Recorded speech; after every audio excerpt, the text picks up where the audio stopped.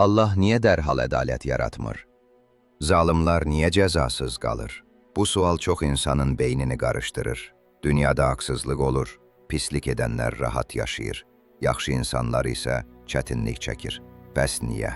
İslamda bunun cavabı budur. Dünya ədalət yeri deyil, imtahan yeridir.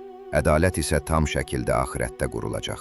Quran buyurur, heç kəsə zərrə qədər belə zülm edilməz. Nisa 40. Allahın dərhal cəza verməməsi ədalətsizlik deyil. Bu insanlara tövbə etmək, dəyişmək və düzəlmək üçün verilmiş müddətdir. Çünki Allah mərhəmətlidir və insanlara fürsət tanıyır.